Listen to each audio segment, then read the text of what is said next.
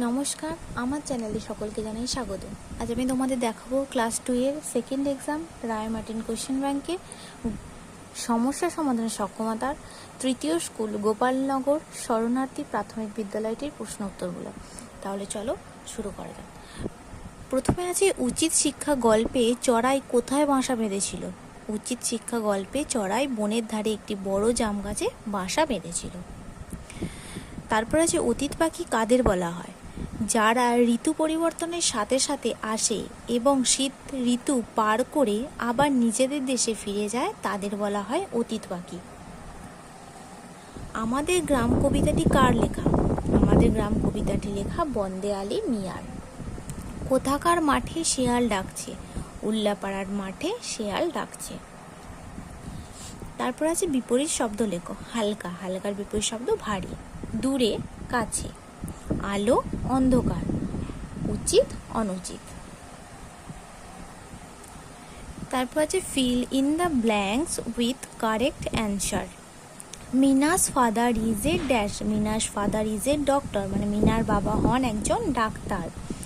Elephants have trunks, হাতির আছে সুর। টমেটোস আর রেড, টমেটোগুলি হয় লাল। বিনস আর গ্রিন, বিনসগুলি হয় সবুজ। তারপর আছে টিক দ্য কারেক্ট অ্যান্সার, যেটা সঠিক তার পাশে টিক চিহ্ন দেবে।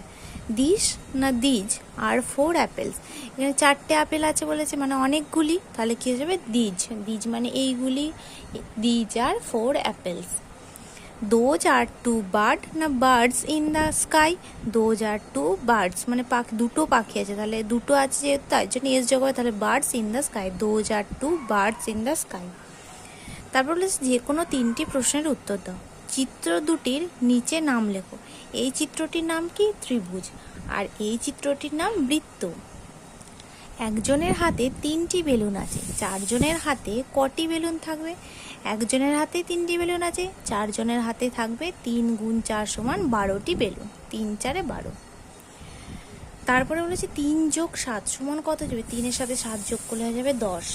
তারপরে এইদিকে বলেছে 3 বিয়োগ 2, 3-এর সাথে 2 বিয়োগ করলে কত হয়ে যাবে? 1। আর এদিকে বলেছে 8 যোগ 1 সমান কত যাবে? 8-এর সাথে 1 যোগ করলে হয়ে যাবে 9।